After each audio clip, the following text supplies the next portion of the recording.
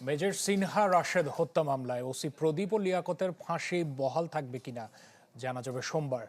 আজ উভয় পক্ষের শুনানি শেষে হাইকোর্ট রায়ের এই দিন ধার্য করেন।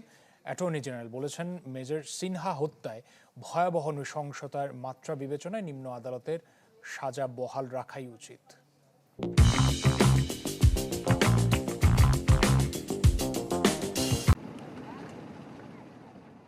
রাত হলেই যেন গুজব ওঠে ফাঁসি হচ্ছে মেজর সিনহা হত্যার আসামি ওসি প্রদীপের।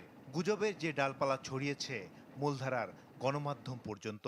অবশেষে বৃহস্পতিবার হাইকোর্টে ঠিক হয় 2 জুন ঘোষিত হবে এ মামলার রায়।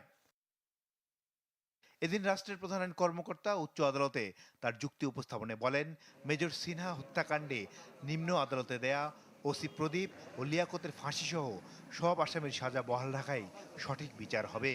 কারণ যে প্রক্রিয়া মেজর সিনহাকে হত্যা করা হয়েছে তার নৃশংসতা হার মানায় সবকিছুকেই। করবোরেটিভ এভিডেন্স বলছে মেজর সিনহাকে এরা খুন করেছে, কি উদ্দেশ্যে খুন করেছে, কে কিভাবে এই খুনে অংশ নিয়েছে, অংশীদারিত্ব বজায় রেখেছে, সেটা রাষ্ট্রপক্ষ বিয়ন্ড অল রিজনেবল ডাউট প্রমাণ করেছে।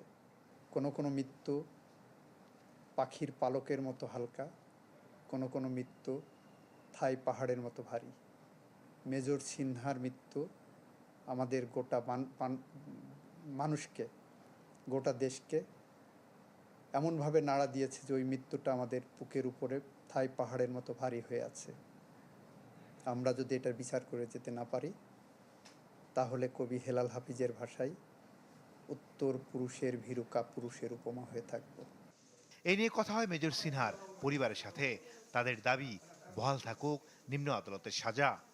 প্রত্যাশা যে দৃষ্টান্তমূলক শাস্তি যেটা হয়েছে সেই রায়টা বহাল থাকবে আমরা আশা করছি, এবং সেটা কার্যকর হবে দ্রুত। এটাই পরবর্তীতে আমরা পরবর্তী প্রতিক্রিয়া জানাবো। 2020 সালে 31 জুলাই রাতে টেকনাফ মেরিন ড্রাইভ সড়কের শামলাপুর চেকপোস্টে পুলিশের গুলিতে নিহত হন মেজর সিনহা মোহাম্মদ রাশেদ। 2022 সালের 31 জানুয়ারি কক্সবাজার জেলা ও দায়রা জজ জড়িত 2 জনকে মৃত্যুদণ্ড ও 6 জনকে যাবজ্জীবন সহ 7 জনকে খালাস দেন। মাসুদুর রহমান, চ্যানেল 24, ঢাকা।